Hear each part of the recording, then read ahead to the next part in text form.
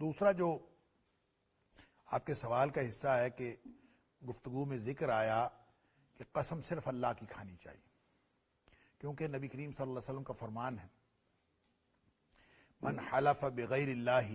فقد اشرک او کفر، جس شخص نے اللہ کے علاوہ کسی اور کی قسم اٹھائی اس نے شرک کیا یا کفر کیا۔ تو اس کا مطلب یہ ہے کہ قسم غیر اللہ کی نہیں اٹھانی چاہیے۔ تو سوال یہ ہے جو پروفیسر صاحب نے کیا کہ کیا قرآن کی قسم اٹھائی جا سکتی ہے، کہ قرآن کی قسم اللہ نے بھی اٹھائی۔ در حقیقت اللہ کریم نے صرف قرآن کی قسم نہیں اٹھائی، اللہ نے تو ہواؤں کی قسم بھی اٹھائی ہے، اللہ تعالیٰ نے بادلوں کی قسم اٹھائی ہے، اللہ نے فرشتوں کی قسم اٹھائی ہے،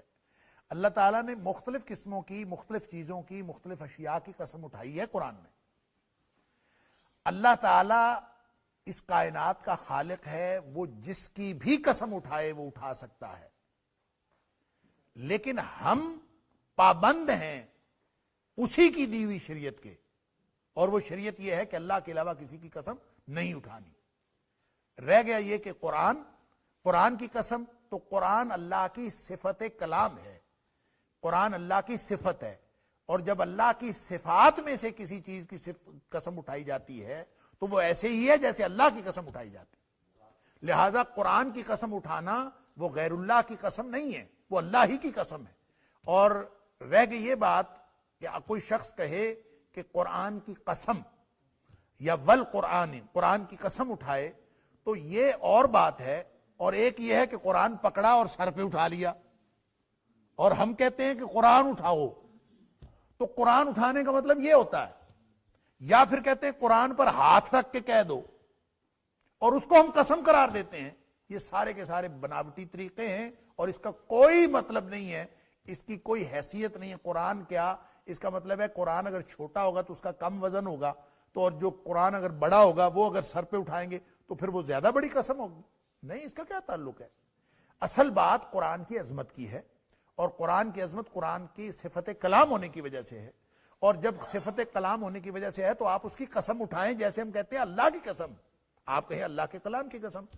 لوگ کہتے ہیں رب کعبہ کی قسم۔ آپ اس طرح سے کسی بھی مخلوق کا ذکر کر کے ساتھ رب کا لاحقہ لگا کے اس کی قسم اٹھا سکتے ہیں، وہ ہے تو اللہ کی قسم نا۔ لہذا وہ حضرت عائشہ صدیقہ رضی اللہ تعالیٰ عنہ کا جو واقعہ آتا ہے کہ نبی کریم صلی اللہ علیہ وآلہ وسلم نے فرمایا کہ عائشہ مجھے پتہ چل جاتا ہے کہ جب تم میرے سے ناراض ہوتی ہو اور جب تم مجھ سے ناراض نہیں ہوتی۔ اللہ اکبر۔ تو عائشہ صدیقہ رضی اللہ تعالیٰ عنہ نے پوچھا آپ کو کیسے پتہ چلتا ہے؟ تو نبی کریم صلی اللہ علیہ وسلم نے فرمایا کہ جب تم مجھ سے ناراض نہیں ہوتی تو تم قسم اٹھاتی ہو محمد کے رب کی قسم صلی اللہ علیہ وسلم، اور جب تم مجھ سے ناراض ہوتی ہو تو تم کہتی ہو ابراہیم علیہ السلام کے رب کی قسم۔ تو مجھے اس وقت پتہ چلتا ہے کہ تم میرے سے ناراض ہو، میرا نام نہیں لے رہی، قسم تو اسی رب کی ہے۔ آپ ابراہیم کے رب کی کہیں، آپ محمد کریم صلی اللہ علیہ وسلم کے رب کی کہیں، آپ کسی کے بھی رب کی بات کریں تو رب تو وہی ہے۔ آپ کعبے کے رب کی بات کریں، اب کسی بھی مخلوق کا ذکر کر کے ساتھ رب کا لاحقہ لگا لے تو قسم اللہ ہی کی ہے، اس کا انداز آپ کوئی بھی اختیار کر سکتے ہیں۔ اسی طرح قرآن کی قسم اٹھانی ہو تو اس کا مطلب فزیکلی قرآن اٹھانا نہیں ہے، بلکہ اس کا مطلب قرآن کی قسم جیسے اللہ کی قسم ہے ایسے ہی اللہ کی صفت کلام کی قسم ہے، اور اس میں اٹھانے میں کوئی حرج نہیں ہے، اٹھائی جا سکتی۔ باقی فزیکلی قرآن اٹھانا، قرآن پر ہاتھ رکھنا، یا پھر یہ جو بچیاں جب رخصتی کے وقت ان کے اوپر قرآن کا سایہ کرنا، یہ کوئی چیز نہیں ہوتی، اس کی کوئی حیثیت نہیں ہے۔ فزیکلی اس کا مطلب ہے قرآن کے گتوں کا سایہ کرنا ہے، قرآن کے اوراق کا سایہ کرنا ہے، قرآن کے وہ جو اوپر غلاف چڑھا ہوا ہے اس کا سایہ کرنا ہے، نہیں، قرآن کے احکام کا سایہ اور قرآن کی دی ہوئی شریعت کا سایہ، اگر اس کے تحت آپ نے زندگی گزاری تو پھر قرآن کا سایہ اس کے اوپر ہے، پھر انشاءاللہ اس کی زندگی خیر و برکت سے بھرپور ہوگی۔ فزیکلی قرآن پکڑ کے اس کے اوپر سایہ کریں گے تو اس کا کوئی تعلق جو ہے وہ اس کی زندگی کے ساتھ نہیں ہے۔ یہ ہماری ساری کی ساری شارٹ کٹ اصل میں ہم نے بنائے ہوئے ہیں کہ شاید اس طریقے سے ہمارے اوپر قرآن کی ساری برکتیں ہو جائیں۔ قرآن برکتوں والی کتاب ہے،